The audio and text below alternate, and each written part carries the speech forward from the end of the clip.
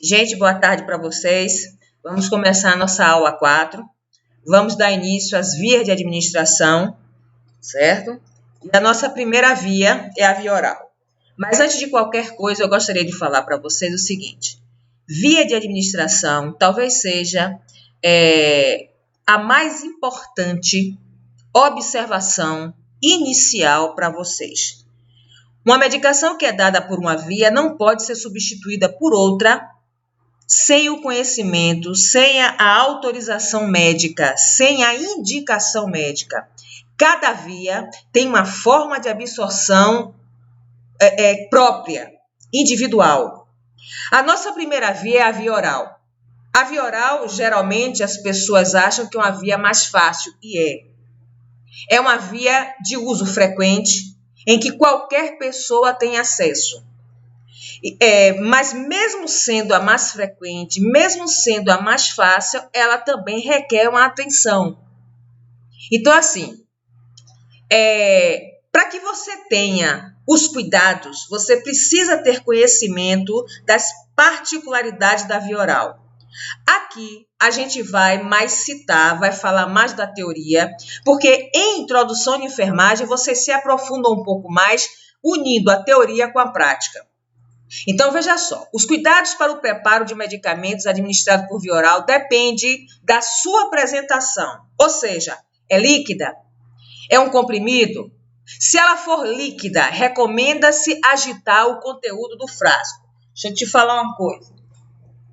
Vamos supor que você tem aqui um recipiente para solução líquida. Quando a gente fala em agitar, existem algumas soluções que precisam ser agitadas, porque a parte sólida está embaixo e a parte líquida está em cima, né? A amoxicilina, quem é mãe sabe que a amoxicilina é assim, né? É um antibiótico que ele tem essas duas fases. Ela é heterogênea. E aí, quando você vai fazer a agitação, faz isso aqui, ó, sacode, sacode, sacode, forma espuma e muitas vezes a gente perde algumas substâncias ativas da medicação. Então, quando você quer fazer uma agitação de uma medicação líquida, seja ela de que teor for, você, movimentos circulares para um lado e para o outro, com segurança, não precisa rapidez, o que você quer é simplesmente misturar. O tempo que você vai ficar fazendo essa agitação, essa mistura, depende da medicação, depende do seu braço e depende do aspecto em que vai tomar essa medicação. Então, recomenda-se agitar o conteúdo do frasco antes de entorná-lo no recipiente graduado, no copinho, né? Segurando com o rótulo voltado para cima. Repare, aqui você tem o rótulo da medicação. Se você tem aqui o copinho e vai colocar o xarope, o líquido nesse copinho, se você faz, o rótulo está aqui. Se você faz dessa forma, quando você retorna na posição anterior, ela escorre, pode escorrer. E aí escorre a medicação por cima do rótulo. E aí pode fazer, como a gente falou na nossa última aula, que escorrendo o líquido pelo rótulo pode danificar e impedir a visualização de forma correta. Então, a maneira mais certa de você pegar uma medicação desse porte, aqui está o rótulo, é você pegar exatamente em cima do rótulo. E aí você despejar no copinho, porque se houver o imprevisto de escorrer, não vai escorrer por cima do rótulo. Então, segurando o rótulo voltado para cima para evitar que o medicamento escorra acidentalmente. E os comprimidos? Medicação nenhuma deve ser dada ao paciente, você abrindo, segurando a medicação e entregando ao paciente. A medicação, se alguém tem que segurar diretamente no comprimido, ou drágia, ou cápsula, é o paciente. Você simplesmente vai abrir e despejar, colocar na mão do paciente. Ou o que é melhor, você pode colocar dentro de um copinho, você pode colocar em uma gaze, bota o comprimido ali e fecha. E só vai abrir na hora que chegar perto do paciente. Então, assim, comprimidos, drágeas ou cápsulas devem ser colocados no copinho, evitando-se tocá-lo diretamente com as mãos para tanto. Utilizar a tampa do frasco é outra forma também de você dar. Eu não gosto muito. Você pegar a tampinha, colocar a medicação para dar ao paciente. Como você prepara a medicação no posto de enfermagem, você pode até usar esse recurso para amparar o comprimido e depois colocar na gase, certo? Para repassá-los ao copinho ou mantê-lo na própria embalagem, se unitária. Você pode cortar os comprimidos, né? Cortar e levar na embalagem, não ela inteira, mas nos pedacinhos. E ali, naquele pedacinho, você coloca o nome do paciente, o leito, né? O nome da medicação e o horário, tudo certinho, e leva. Isso vai depender muito da rotina do hospital ou da rotina que vocês empreenderem no momento que vai dar a medicação. Bem, a via oral, uma via que eu já disse, é prática. Ela é uma via que quando o paciente ingere, quem vai quebrar as substâncias inerentes da medicação é o fígado. Ele vai quebrar e depois fazer a sua levada para a corrente sanguínea. E aí vai ser distribuído, certo? Então, pode provocar irritação gástrica, como é que se diz? É um ponto negativo da via oral. Né? Inclusive, ela sofre interferência do próprio conteúdo gástrico, que muita coisa da medicação é perdida porque você vai ingerir pela boca e vai para o estômago. E lá você sabe que tem os ácidos inerentes à região e que muitas substâncias podem ser perdidas ali. Fora que a mucosa gástrica, ela pode ser... o excesso de medicação irrita. Ela fica vermelha, pode criar uma ferida e, posteriormente, uma patologia mais adiante. Pois podem prejudicar o revestimento do estômago e do intestino delgado, causando as úlceras, que são as feridas. Contraindicação, pacientes incapazes de deglutir, se ele não pode engolir, ele não pode tomar medicação por via oral. Pacientes inconscientes, o paciente comatoso, se ele está inconsciente, como é que ele vai ingerir essa medicação? Em caso de vômito, se o paciente está vomitando, ao ingerir a medicação, ele vai vomitar, vai desperdiçar a medicação. Quando o paciente está em jejum para cirurgia ou exame, se ela está em jejum, se vai fazer uma cirurgia, suspende-se tanto a alimentação como qualquer tipo de substância que vai ser ingerida pela cavidade oral. Só que é o seguinte, se o médico prescrever, às vezes o pré-anestésico pode ser, né, dado. Aí, sob a prescrição médica, em determinadas situações, e muitas vezes só o jejum é dado depois, antes faz logo o pré-anestésico. Mas, enfim, são as contraindicações em que você não deve administrar uma medicação por via oral. Você tem que ter uma atenção. Aqui em cima está escrito sublingual, mas esse sublingual é uma variação da cavidade oral. Daqui a pouco a gente fala dela. Quais são as atenções que você precisa ter quando você vai administrar uma medicação por via oral? Primeiro, certificar-se de que o paciente deglutiu o medicamento. Você tem que ter essa certeza, principalmente idoso, criança e pacientes psiquiátricos. Por que o idoso? Porque o idoso, às vezes, é relutante em tomar medicação. Criança, porque às vezes não quer tomar e quer enganar você, esconde debaixo da língua e o paciente psiquiátrico não fica atrás, da mesma forma. Então, terminou de dar a medicação, seu José, abra a boca aí para eu dar uma olhadinha. Olha, seu José, levanta a língua, tem que olhar. Apresentação em gotas, diluir em água, óbvio. Só que existem algumas medicações, hoje já em pediatria principalmente, muitas medicações em gotas, não há necessidade de diluir em água. Então, isso você vai ver as orientações do fabricante. Observar em pediatria a administração de medicações via oral e as medicações orais nos pacientes pré-operatórios. Ou seja, de uma forma geral, gente, essa observação via oral, seja parenteral, seja qualquer tipo de medicação, você tem que observar. Desde a hora em que você pega o prontuário para poder pegar lá no armário, até a hora do descarte, de você jogar fora a embalagem da medicação. Você tem que prestar atenção. A via sublingual, o nome já está dizendo, sublingual, debaixo da língua. Essa absorção é uma absorção que geralmente as medicações, os cardiotônicos, os antihipertensivos, uma boa parte deles é sublingual. Se ele é sublingual, ele não pode ser engolido, tomar água para engolir. Não pode ser mastigado. Ele tem que deixar aqui, porque por conta da grande irrigação, os capilares que ficam embaixo da língua é que vai fazer com que essa medicação vai ser absorvida paulatinamente. São colocados debaixo da língua para serem absorvidos diretamente pelos pequenos vasos sanguíneos. Acabei de falar. A via sublingual é especialmente boa para a nitroglicerina, que é utilizada no alívio da angina, dor no peito, porque a absorção é rápida e o medicamento ingressa diretamente na circulação geral, sem passar através da parede intestinal e pelo fígado.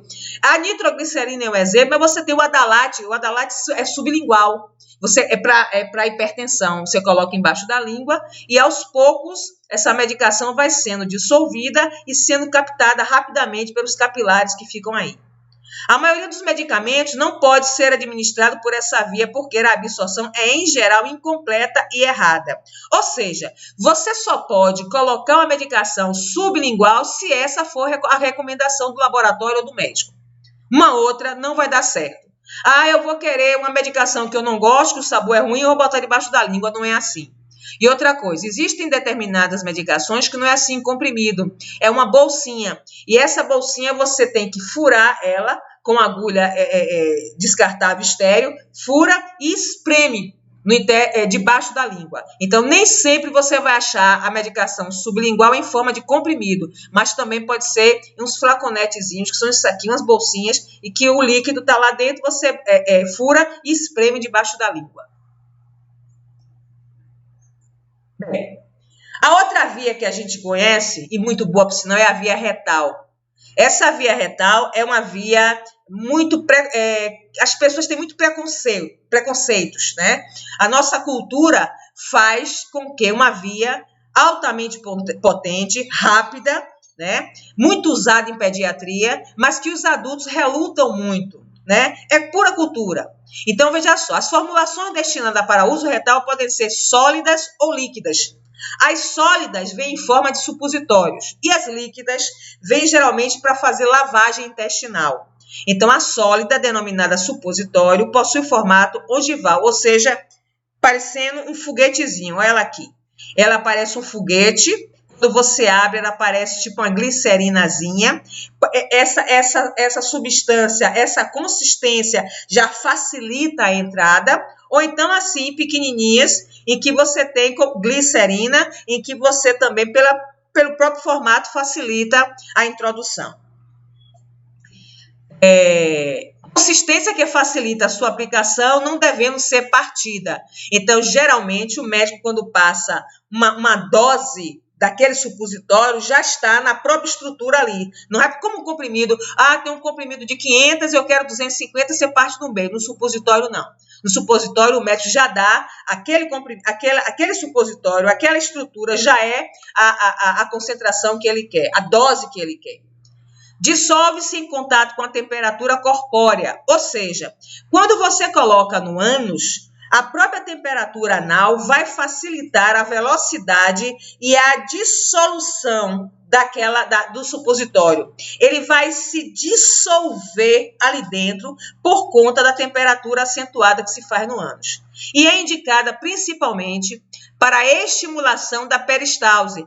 Quando você tem uma medicação, principalmente as líquidas, as que são para fazer lavagem intestinal, muito usada no pré-operatório, ou seja, você faz a lavagem, introduz, vocês vão ver isso lá quase que certeza que em cirúrgica, a prática de você fazer a lavagem intestinal, em que você introduz a sonda, coloca o enema, vai espremendo e colocando o líquido ali através da sonda que está lá no ânus e vai fazer a lavagem.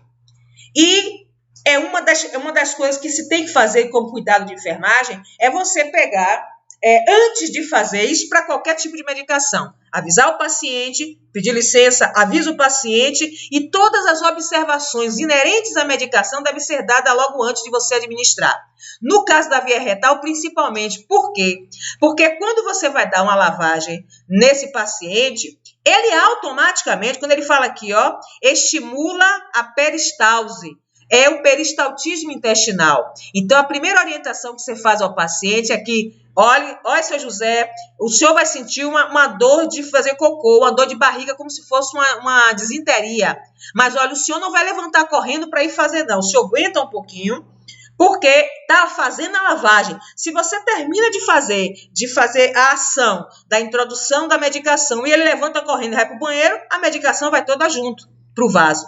Então, ele precisa parar um pouquinho, aguentar um pouquinho, espera mais ou menos assim 15 a 30 minutos. 30 eu não acredito muito não, mas os 15 minutos mais ou menos dá para ele aguentar. E aí só depois que ele levanta e vai fazer. Por isso é que você deve estar, mesmo ele deambulando, você deve ter sempre a paradeira do lado e o papel higiênico, porque em uma emergência ele faz ali mesmo. Aqui o formato que eu já mostrei. Bem, algumas pessoas, principalmente as mamães, que não é obrigação de saber, a posição que se vai fazer a aplicação de uma medicação retal não é de barriga para baixo, que é chamado decúbito ventral. É numa posição chamada de Simes. O que é a posição de Simes? É o decúbito, você posiciona o paciente em decúbito lateral esquerdo com a perna direita levemente fletida e você voltado para frente.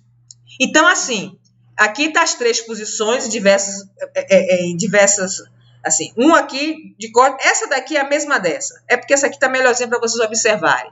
Reparem que a perna direita, ela é fletida e você se joga um pouquinho para frente. Para quê? Para você colocar o reto, o mais reto possível e exteriorizar ela. Então, essa é a melhor posição para você administrar uma medicação pela via retal. Posição de Simes. Decúbito é a mesma coisa de eu dizer, olha, ele está do lado, ele está de lado, do lado esquerdo, com a perna direita fletida, voltada um pouco para frente. Decúbito e dizer, está em decúbito lateral esquerdo é a mesma coisa que eu diga assim, olha, ele está deitado do lado esquerdo. Ok? Uma medicação que geralmente os pediatras gostam muito, porque como a criança é difícil de você administrar algum tipo de medicação, o supositório ele é melhor, né? Além dele ser bem mais rápido que por via oral, né? Às vezes o adulto não gosta, mas com um certo idoso, então, é uma tragédia. Mas cabe ao profissional fazer com que você consiga viabilizar, oportunizar a via para que seja feita por esse paciente. Bem, o que é via tópica? Todo mundo acha que via tópica é na pele. Então, só passar a pomada aqui na mão é tópica e não é. O nome já está dizendo via tópica. Nenhum tópico em uma área limitada. Dentre elas, você tem a cutânea, ocular, nasal, otológica ou auricular e a vaginal. A cutânea, o nome já está dizendo, é na pele. De uma maneira geral, recomenda-se a realização de testes de sensibilidade antes da aplicação medicamentosa por via cutânea. Vocês que vão em salão, muito. O que é que acontece? Quando vai se fazer um alisamento, o que é que o cabeleireiro faz? Ele pega um pouco e bota no pé do cabelo e deixa ali agir. Ele está fazendo um teste de sensibilidade, o qual deveria ser feito em todas as medicações cutâneas, mas nem sempre se faz. Para que haja melhor absorção do medicamento para a pele, outra coisa, gente, vocês têm que ter cuidado com essa questão de absorção. Eu peguei no material de vocês que eu estava corrigindo, falar sobre a absorção medicamentosa, para fazer um resumo, você colocava assim, absorção é cair na corrente sanguínea, e não é. Nem tudo que cai na corrente sanguínea vai ser absorvido no devido lugar. Vocês viram quando se deu o exemplo da chave e da fechadura. Quando você encaixa certinho, significa que a absorção foi para o lugar certinho. Mas existem determinadas coisas, determinadas aplicações em que o objetivo não é... Ele vai para a corrente sanguínea, o nosso objetivo mas que adianta ficar na corrente sanguínea? Você toma uma vitamina C, seu organismo não está precisando. Ele foi para a corrente sanguínea, mas depois a urina botou tudo para fora. Então, tenha cuidado nesse entendimento sobre a absorção. Absorver, a melhor absorção do medicamento pela pele, a mesma deve estar limpa e seca antes da aplicação. Você não vai fazer nenhum tipo de aplicação, um curativo, com a pele suja. Então, você precisa remover toda a sujicidade que ali tem. As loções, pastas ou pomadas são colocadas na pele e espalhadas uniformemente com gaze. Você não vai colocar aqui, espremer a pomada e passar com a mão. Na gente mesmo, pode até fazer, no paciente não. Você espalha com a gaze, você espalha com a tentacânula, que é um tipo de espátula de aço inoxidável. Você espalha com uma espátulazinha de madeira que os profissionais utilizam para fazer curativo. Quem usa também muito é o dentista para olhar na cavidade oral. O clínico, quando quer olhar a garganta, ele mete uma espátulazinha de madeira para poder fazer, que a gente chama abaixador de língua, para baixar e visualizar as amígdalas. Ou seja, você vai ter que passar com um tipo instrumental qualquer e a mão devidamente enluvada, seguindo-se as orientações específicas de cada medicamento em relação à fricção, ou seja, a massagem, cobertura, aplicação de calor. Nem toda medicação tópica você vai cobrir. Nem toda medicação tópica, na hora em que você passa, ela vai sumir. Às vezes, o resíduo dela fica ali. Você vê que existem determinados cremes que você passa até fazer realmente some totalmente, né? Já outras ficam aquela coisa meio gordurosa. Então, você tem que ter cuidado a depender da recomendação do fabricante. Tem algumas que você precisa cobrir, tem algumas que precisa sofrer a influência do calor, ou seja, cada medicação tópica a nível cutâneo vai depender das orientações do fabricante. A via oftálmica ocular é aquela, o nome já está dizendo, que é colocada na cavidade ocular, no globo ocular. Essa é uma área frágil, é uma área que é muito utilizada quando você quer colocar o colírio, quando você vai a um oftalmologista, mas você tem que ter cuidado para que você não cause algum dano, algum processo irritativo na área, que é muito comum. Repare que a profissional está segurando aqui com a gaze, e em algumas situações, deixa eu ver se a próxima é assim, não. Você pega aqui na bolsa conjuntival, aqui na pálpebra inferior, e você puxa e faz uma bolsinha. E aí pinga a gotinha que você quer. Não se deve encostar a embalagem da medicação no olho. Isso, o profissional fazendo, quase nunca acontece. Mas quando a gente vai colocar o colírio no olho, a primeira coisa que a gente faz é encostar. Muitas vezes encosta aqui no cantinho, porque é até mais fácil de você colocar. Mas não se deve colocar, porque a solução que está dentro da embalagem é uma solução estéril e que é muito fácil de contaminar. E aí, se você encosta no olho do paciente, você vai contaminar. Uma outra coisa é, depois que você termina de colocar essa medicação, você pede, e isso tem que ser avisado antes. Olha, dona Maria, quando eu terminar, a senhora não baixa logo os olhos, não, a cabeça. E aí, então, você coloca a medicação no olho e deixa que ela fique com a cabeça para cima por alguns segundos, ok? 1 minuto é o suficiente. Essa é a via nasal, né? Obviamente, é no nariz que você vai colocar, né? Você está vendo aqui o profissional, a cabeça do paciente distendida e o profissional auxiliando fazendo uma retração das fossas nasais. Você pode também fazer com que o paciente olhe o mais lá atrás que ele puder, para que você faça com que haja uma condução direta. Vocês sabem lá em anatomia, vocês viram que a traqueia e o esôfago tá pertinho. Então tem que se ter cuidado. E as pessoas, por conta de cair direto, você pinga as gotinhas e vai cair lá dentro da boca. Aí o que é que a gente faz? Eu digo porque eu faço também. É mais fácil que eu digo, mas não faço o que eu faço. Você pinga a gotinha e deixa Orienta o paciente para deixar a cabeça suspensa e existe uma forma de você prender um pouco embaixo para poder não ir para a garganta, né, para a boca. Mas, de qualquer sorte, mesmo que vá, não há essa obrigatoriedade de você ficar horas a fio com a cabeça suspensa. Não. Pingou, pingou. Questão de um segundinho, acabou, você pode baixar. Só para evitar que a medicação não retorne. Porque na boca, boa parte dela vai parar por lá. A via otológica ou auricular é uma via pelo ouvido e você vai lateralizar a cabeça desse seu paciente e vai pingar as gotinhas no conduto auditivo e fazer com que o paciente continue com esse conduto lateralizado para evitar que essa medicação retorne. Via vaginal. A via vaginal é uma via que pode até parecer que só a mulher vai saber como é que coloca, às vezes nem a própria mulher sabe fazer a colocação.